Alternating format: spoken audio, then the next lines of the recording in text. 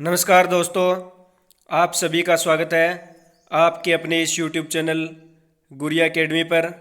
दोस्तों, आज हम जानेंगे भारतीय राजनीति के कुछ महत्वपूर्ण प्रश्नों के बारे में। दोस्तों, ये प्रश्न आपकी सभी प्रतियोगी परीक्षाओं के लिए महत्वपूर्ण साबित होने वाले हैं। और दोस्तों, ये जो पॉलिटिकल के जो क्वेश्चन हैं ये लगभग सभी एग्ज़ाम्स में पूछे जाते हैं, चाहे किसी भी लेवल का कोई भी एग्ज़ाम हो, सभी एग्ज़ाम में बार बार ये क्वेश्चन पूछे जाते हैं। तो दोस्तों, लास्ट तक वीडियो में बने रहना है। अगर आपको ये वीडियो अच्छी लगे तो लाइक करना है, कमेंट करना है और ज़्यादा से ज़्यादा इस वीडियो को शेयर करना है। कहते हैं हिम्मत बढ़ानी है तो चुनौतियों को स्वीकार करो, सफलता तुम्हारा कदम चूमेगी, बस प्रयास करो। कि हिम्मत बढ़ानी है तो चुनौतियों को स्वीकार करना होगा और सफलता पाने के लिए हिम्मत बढ़ाओ और चुनौतियों को स्वीकार करो। अगर चुनौतियां स्वीकार कर लोगे तो तुम्हारे कदम है वो सफलता अवश्य चूमेगी और सफलता के लिए तुम्हें प्रयास करना होगा। तो चलिए फर्स्ट क्वेश्चन पे चलते हैं। गांधी जी ने सर्वप्रथम भारत में सत्याग्रह का प्रयोग कहाँ किया था? तो दोस्तों, गांधी जी ने सर्वप्रथम भारत के अंदर सत्याग्रह का प्रयोग है ये किया था। इसका राइट आंसर है सी, चंपारण में गांधी जी ने सर्वप्रथम सत्याग्रह का प्रयोग किया था। और जो चंपारण है ये बिहार में स्थित है, चंपारण बिहार में स्थित है। और सत्याग्रह का प्रयोग है ये गांधी जी ने 19 अप्रैल 1917 ईस्वी को किया था। 19 अप्रैल 1917 ईस्वी को गांधी जी ने सत्याग्रह का प्रयोग चंपारण बिहार में किया था। नेक्स्ट क्वेश्चन पे चलते हैं। भारत छोड़ो आंदोलन कांग्रेस ने कब शुरू किया? तो भारत छोड़ो आंदोलन कांग्रेस ने कब शुरू किया? तो दोस्तों, इसका राइट आंसर होगा 8 अगस्त 1942। 8 अगस्त 1942 ईस्वी के अंदर जो कांग्रेस ने भारत छोड़ो आंदोलन है ये शुरू किया था। भारत छोड़ो आंदोलन शुरू किया था। तो दोस्तों, पिछले क्वेश्चन पे चलते हैं। जो चंपारण था, चंपारण का जो दोस्तों मुख्य उद्देश्य था, चंपारण सत्याग्रह का मुख्य ये उद्देश्य था कि जो यूरोपीय बागान मालिकों के खिलाफ किसानों के बीच प्रतिरोध जगाना था। यानी सत्याग्रह का जो प्रयोग किया गया था गांधी जी के द्वारा चंपारण सत्याग्रह के अंदर, इसका मुख्य उद्देश्य था यूरोपीय बागान मालिकों के खिलाफ किसान के बीच प्रतिरोध को जगाना था। नेक्स्ट चलते हैं तीसरे क्वेश्चन पे। स्वराज मेरा जन्मसिद्ध अधिकार है, यह किसने कहा था? तो दोस्तों, जो स्वराज मेरा जन्मसिद्ध अधिकार है इसका राइट आंसर होगा लोकमान्य तिलक, यानी लोकमान्य बाल गंगाधर तिलक जी ने कहा था स्वराज मेरा जन्मसिद्ध अधिकार है। यह नारा है ये लोकमान्य बाल गंगाधर तिलक ने दिया था कि स्वराज मेरा जन्मसिद्ध अधिकार है, मैं इसे लेकर रहूँगा। और दोस्तों, जो यह नारा है ये लोकमान्य तिलक जी के द्वारा अप्रैल 1916 ईस्वी में दिया गया था। 1916 ईस्वी में यह नारा दिया गया था।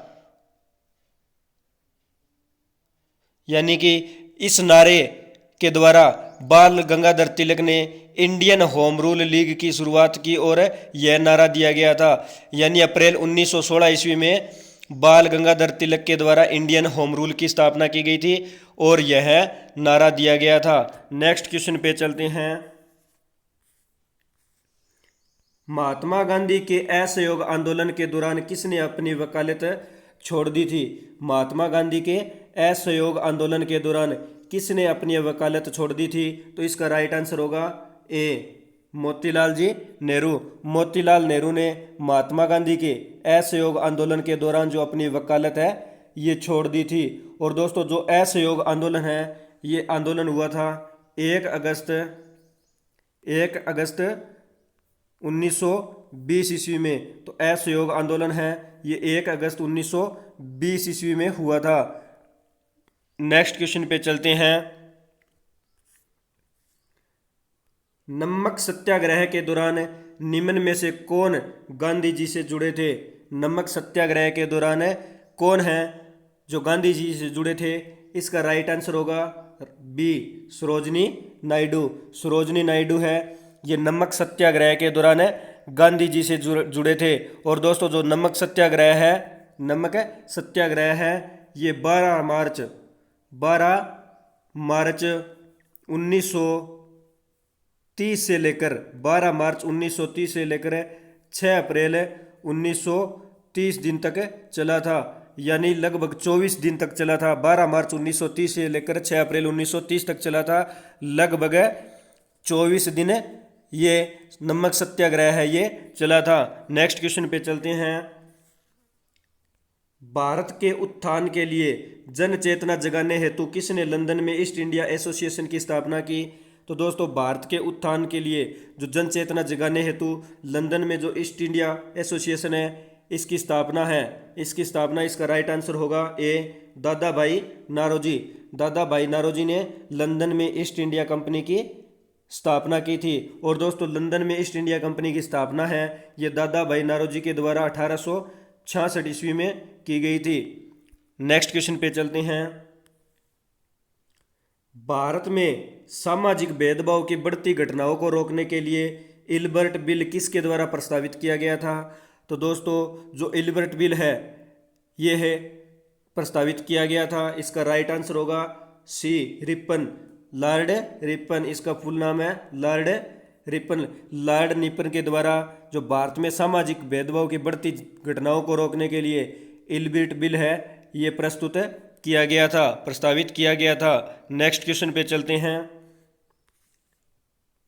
भारतीय राष्ट्रीय कांग्रेस के त्यागपत्र भारतीय राष्ट्रीय कांग्रेस से त्यागपत्र देने के बाद सुभाष चंद्र बोस ने निम्नलिखित की स्थापना की थी। तो किसकी स्थापना की थी? तो दोस्तों जो भारतीय राष्ट्रीय कांग्रेस है इससे त्यागपत्र देने के बाद सुभाष चंद्र बोस ने, तो इसका राइट आंसर होगा डी फॉरवर्ड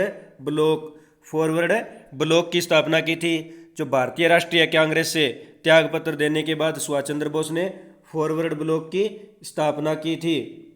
और दोस्तों जो फॉरवर्ड ब्लॉक की स्थापना है ये सुभाष चंद्र बोस के द्वारा 3 मई 1939 ईस्वी में की गई थी।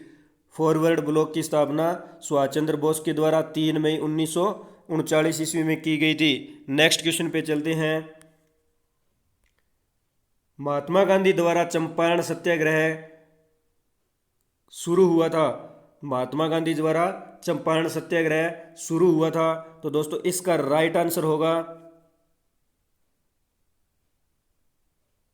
1920 ईस्वी में। राइट आंसर है इसका 1920 ईस्वी। चंपारण जो चंपारण सत्याग्रह है ये 1920 नहीं है दोस्तों, ये है 1917 ईस्वी में शुरू हुआ था। चंपारण सत्याग्रह है ये महात्मा गांधी के द्वारा 1917 ईस्वी यानी 19 अप्रैल 1917 ईस्वी को जो चंपारण सत्याग्रह है ये महात्मा गांधी के द्वारा शुरू किया गया था। नेक्स्ट क्वेश्चन पे चलते हैं। महात्मा गांधी द्वारा संपादित अंग्रेजी साप्ताहिक था। महात्मा गांधी द्वारा जो संपादित है अंग्रेजी साप्ताहिक था।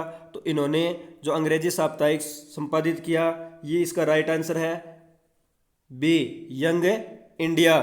तो महात्मा गांधी द्वारा यंग इंडिया है ये अंग्रेजी साप्ताहिक पत्र है ये स्थापित किया गया था। और दोस्तों बात करें यंग इंडिया की, तो यंग इंडिया का जो प्रकाशन है ये महात्मा गांधी ने 1919 से लेकर 1930 ईस्वी तक किया था। 1919 से लेकर 1930 ईस्वी तक यंग इंडिया जो अंग्रेजी साप्ताहिक पत्र है इसका प्रकाशन किया था। नेक्स्ट क्वेश्चन पे चलते हैं।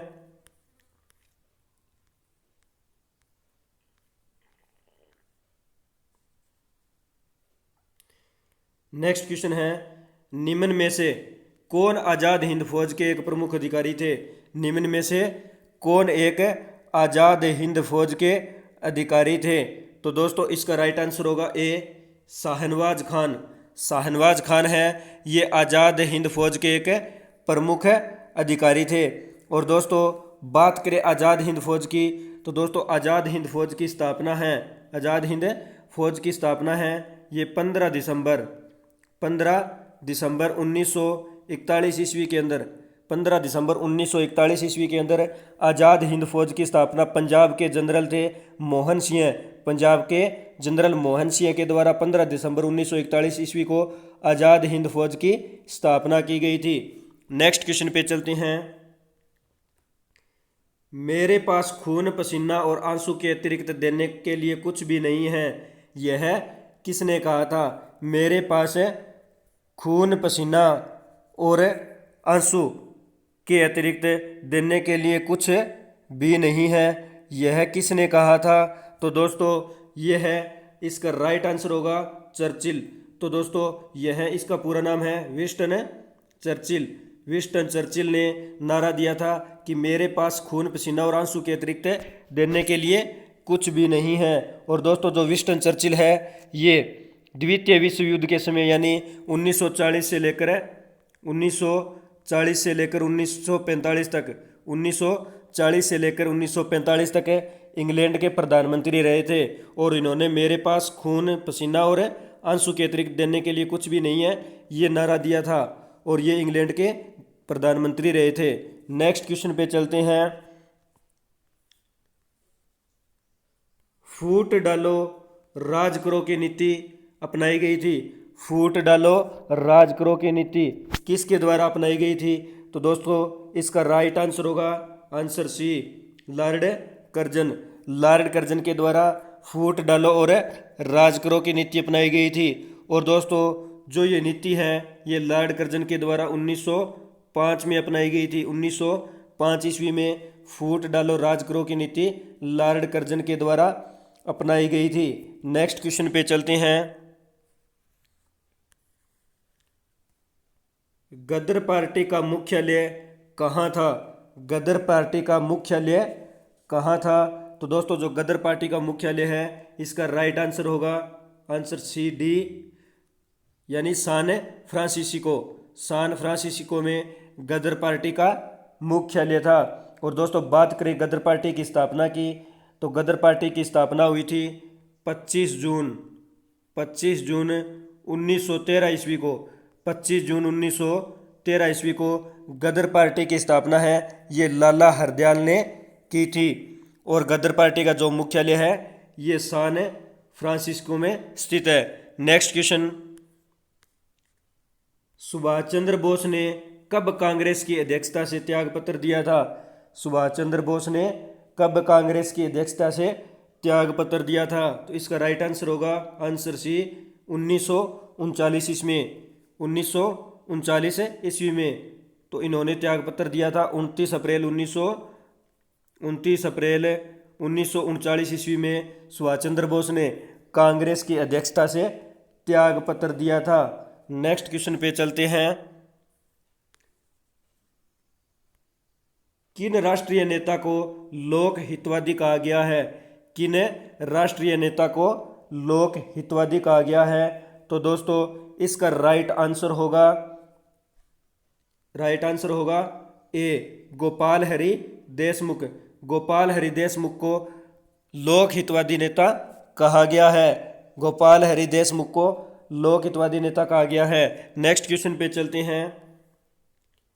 स्वतंत्रता संग्राम में गांधी जी ने किसान आंदोलन प्रारंभ किया था। तो स्वतंत्रता संग्राम में गांधी जी ने जो किसान आंदोलन है ये कहाँ से प्रारंभ किया था? तो दोस्तों इसका राइट आंसर होगा चंपारण से। चंपारण बिहार से स्वतंत्रता संग्राम के समय गांधी जी ने किसान आंदोलन शुरू किया था।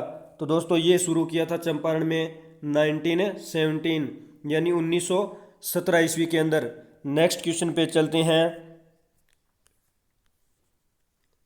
भारत की आज़ादी के समय ब्रिटेन का प्रधानमंत्री कौन था? भारत की आज़ादी के समय ब्रिटेन का प्रधानमंत्री कौन था? तो दोस्तों इसका राइट आंसर होगा आंसर ए, एटली। तो दोस्तों जो एटली है, क्लेमेंट एटली इसका पूरा नाम है, क्लेमेंट एटली। क्लेमेंट एटली है, ये भारत की आज़ादी के समय ब्रिटेन का प्रधानमंत्री था। नेक्स्ट क्वेश्चन पे चलते हैं। 1935 के समय 1935 के भारत का सरकार का अधिनियम किस निर्णय से संबंधित है? 1935 के भारत सरकार का जो अधिनियम है किस से संबंधित है?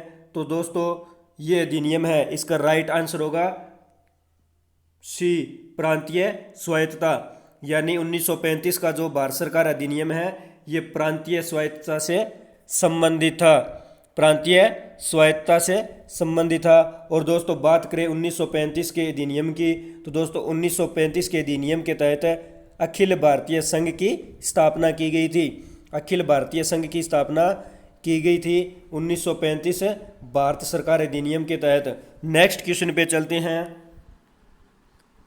भारत छोड़ो आंदोलन कब हुआ था? तो दोस्तों जो भारत छोड़ो आंदोलन है,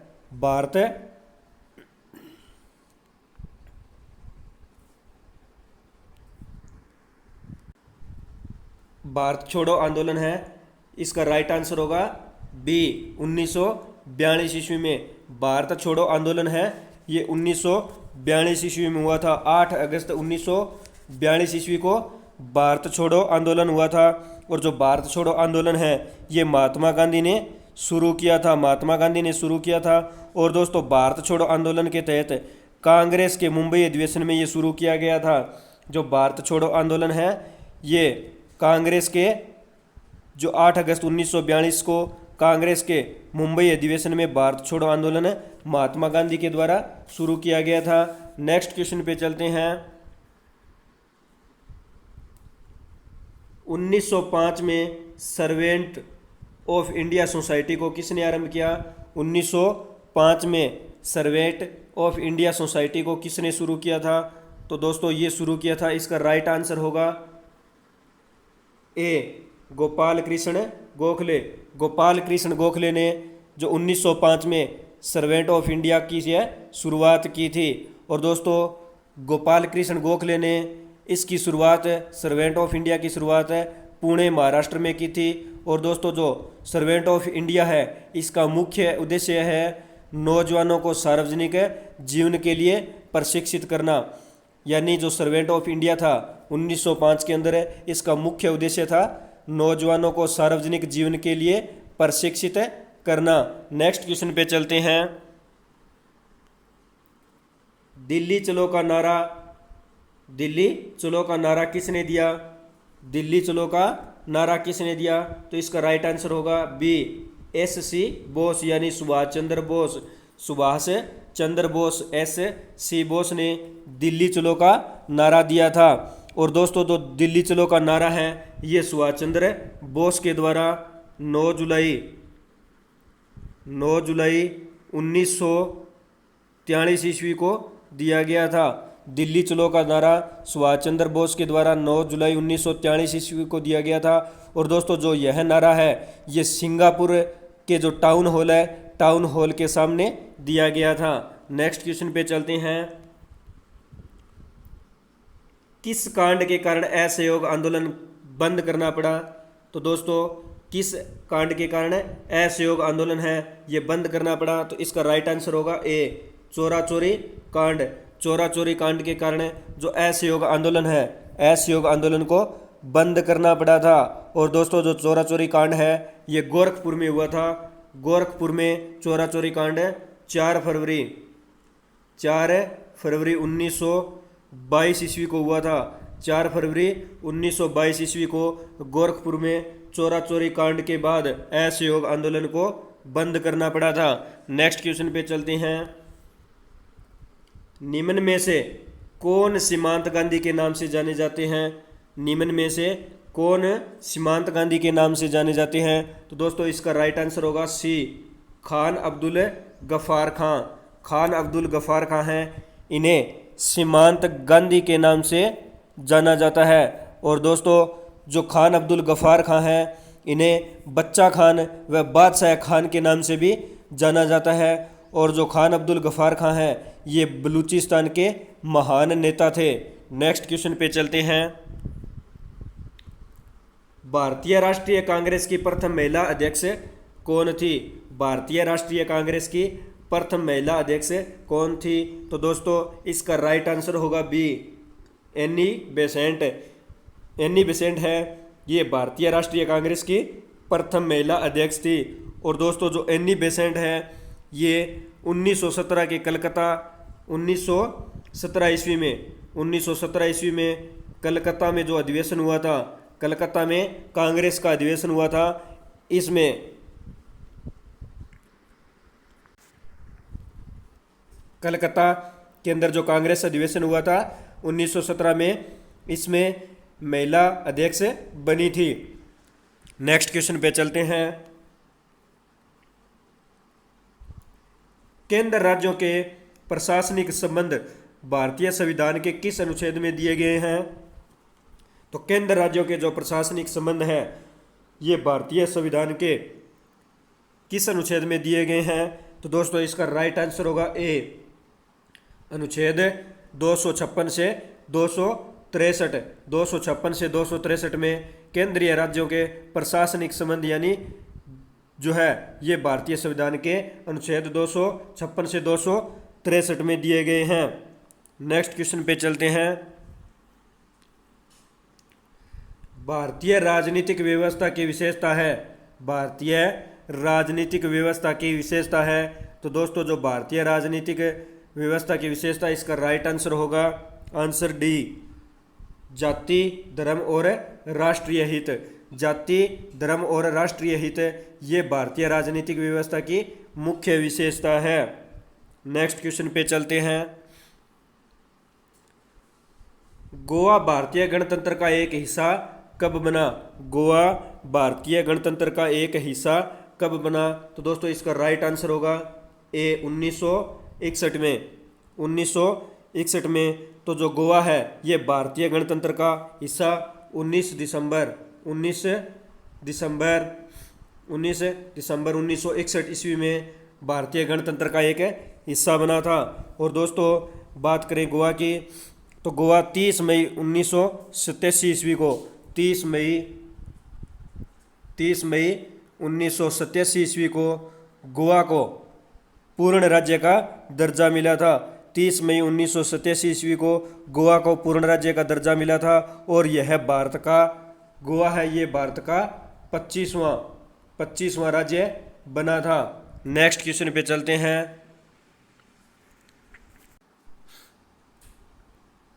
निम्न में से कौन भारतीय संविधान में संवर्ती सूची में रखा गया है? निम्न में से कौन भारतीय संविधान के संवर्ती सूची में रखा गया है? तो इसका राइट आंसर होगा बी, जनसंख्या नियोजन तथा परिवार नियोजन।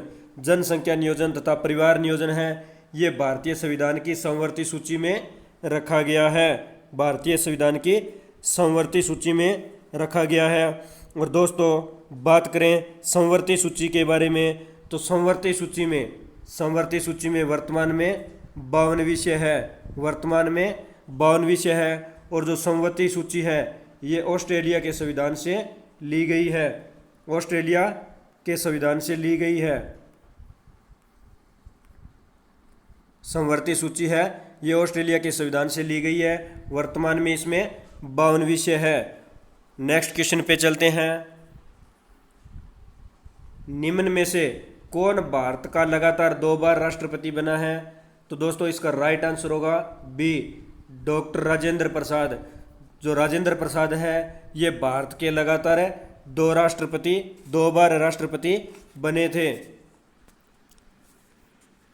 तो दोस्तों आज हमने भारतीय राजनीति के कुछ महत्वपूर्ण प्रश्नों के बारे में जाना। दोस्तों अगर आपको ये वीडियो अच्छी लगी तो लाइक करना, कमेंट करना, ज़्यादा से ज़्यादा इस वीडियो को शेयर करना और अपने इस चैनल गुड़िया एकेडमी को सब्सक्राइब करना, बेल आइकन को प्रेस करना ताकि नोटिफिकेशन आपको समय समय पर मिलता रहे। मिलते हैं नेक्स्ट वीडियो में। धन्यवाद दोस्तों। जय हिंद, जय भारत।